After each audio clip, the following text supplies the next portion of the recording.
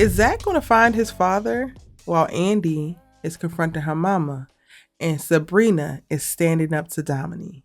What's good, y'all? I guess this is Erica Vane coming to you right here on Erica Vane TV with another Sistas video. And at this one, I'm doing a trailer breakdown for season 9, episode number 18. If you're new here, hit that subscribe button, turn on your bell notifications so you don't miss out on any of my Tyler Perry Sistas content and conversations. And y'all, this episode feels like it's still going to be a bunch of filler in it. However, I am leaning in a little bit to the conversation around Zach's father. I'm leaning in more, honestly, to how Sabrina is going to respond to Dominique demanding that she gets rid of the embryo. So let's go ahead and start there. We got the beginnings of this conflict at the end of episode 17, and it's going to carry on into episode 18, where Dominique is calling Sabrina and saying, hey, I'm in a new situation. With the end of episode teaser, I believe we get to see a girl show up at the bank trying to confront Sabrina. I'm going to assume that this is his new girlfriend, fiance, maybe even a wife. And he doesn't want to, or she doesn't want for him to have any type of extramarital outside of the relationship kids. So he probably revealed to her that he actually provided sperm for a woman's eggs, and now they actually do have viable embryos that are still in the ice chest. So now he's calling to tell her that they cannot move forward with it anymore and to get rid of it. And to that I say, Dominique, go to hell. That is not how this works. You and Sabrina were not actually in a relationship when you decided to give her sperm to be able to fertilize her eggs and create these embryos. And within a relationship, y'all would have had a conversation about contingencies on what happens if y'all break up, or if one of you chooses not to do this anymore. But because you entered into this as a damn stranger, offering up your sperm the way that you did, you lost those damn contingencies. Because I'm pretty sure within the contract that you signed while providing your damn sperm, it said that this is now no longer your property. It's only the covering of a relationship and or some type of interpersonal agreement to where a woman would even honor that anyway, unless it was stipulated into the contract that that would be the case if you decided at any given point. But again, that typically is the conversation that comes up when y'all asses are in a relationship, because it needs to. When you are a stranger, the same way that the men can go into the damn sperm bank, shoot off however many swimmers that they damn want to, never to see and or hear of them again, they can not now go back and renege after they are already fertilized. What? Is it crack, Dominique? Because what is it, baby boo?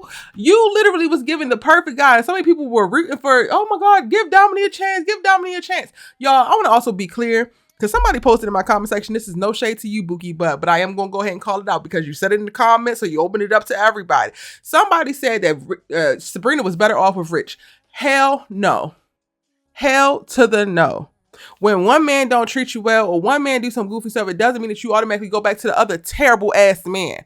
Y'all do know we can be by ourselves, right? You do know the greatest gift that you can give to yourself is the presence and full sense of self, your own confidence, self-esteem.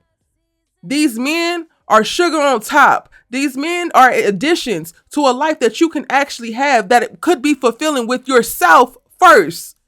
Too many of us are normalized into believing that these men are supposed to be the thing that we believe the sun rises and sets on, and absolutely not. We have to stop centering all of our validation, all of our self-esteem, all of the love. We have to stop centering men in so much of the things that we draw importance or give so much attention to. The way that somebody said Rich would have been better because he's the best of the worst. He's still terrible. You still wouldn't want the person to be with somebody terrible. And now Dominique is showing his true colors, talking about some get rid of the damn embryos as if you could just throw some damn fertilized eggs in the trash like they just dropped on the floor and cracked real quick and let's clean up a mess. That's not how that works. Sabrina is going to keep them damn embryos and she's going to utilize them when her ass decides that she's going to utilize them. She needs to tell Dominique's ass to go to hell.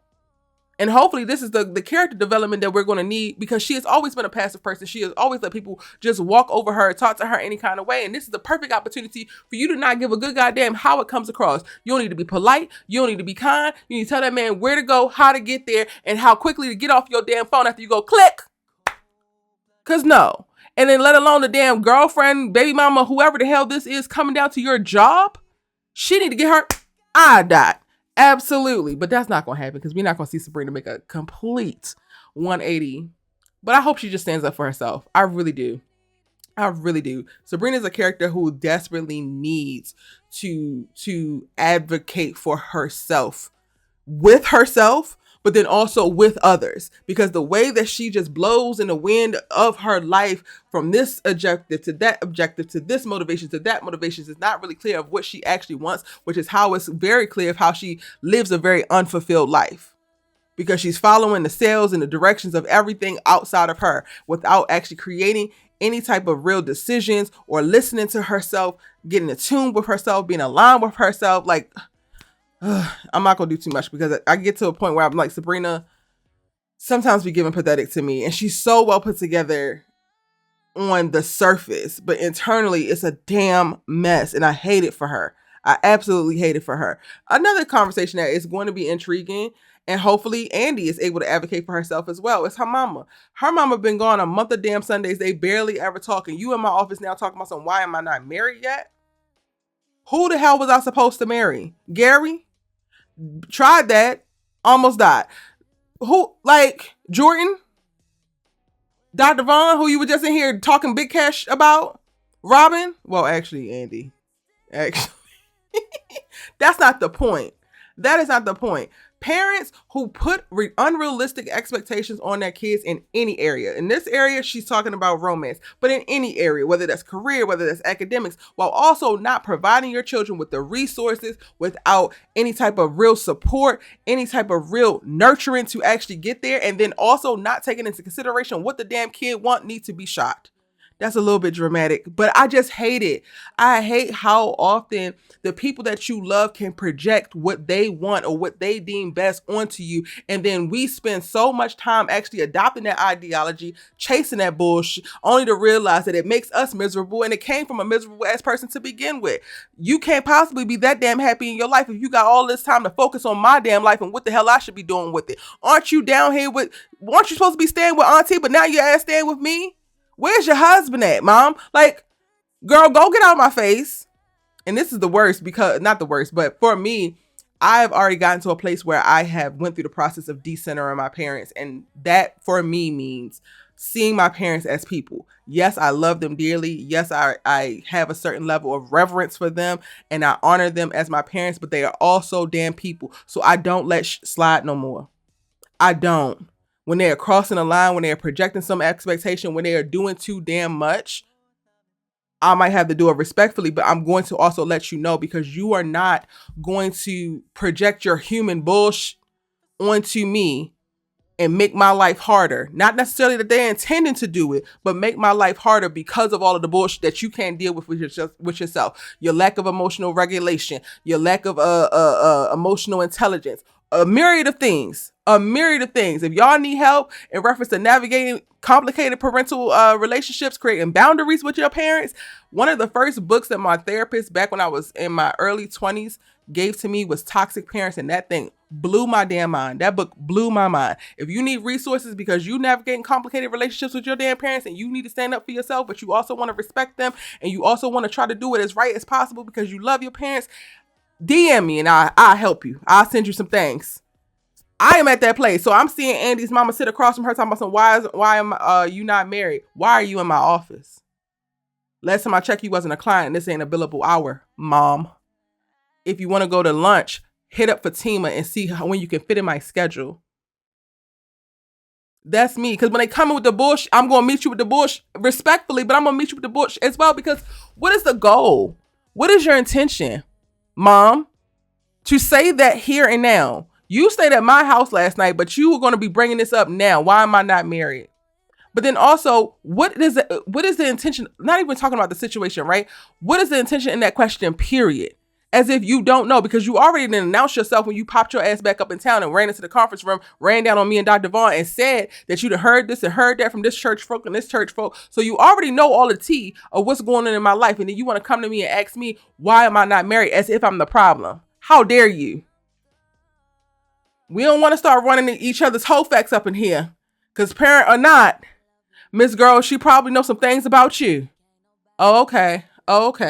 And then Zach meets up with, I cannot remember that man name right now, y'all, and I'm not going to go ahead and look it up, but a man who he met at the damn gym who claims to be his father's best friend. They meet up for lunch. Zach is very excited about it. Zach is very excited to have some type of father figure, period. So the best friend will damn do. But the question of where is my father? Mic drop. Absolutely mic drop. This is the beginning of, I guess, what's going to be a journey for Zach to go and look for his father, unless his father has passed, which I feel like his father has not passed yet. I don't think that they would have introduced the concept of his father, let alone his father's best friend in this way, if he had. And I do think that they're looking for something for Zach to do.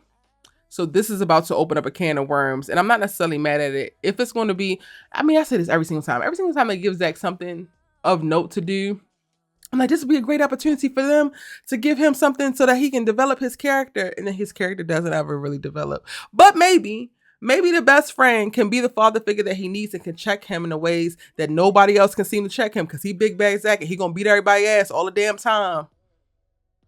But that's outside of the scope and the purview of this trailer.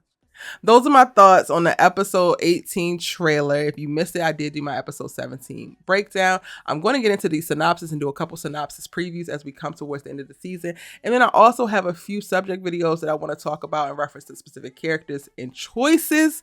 So if you haven't already, hit that subscribe button, turn on your bell notifications so you don't miss the moment that I post a new Sistas video right here on Erica Vane TV.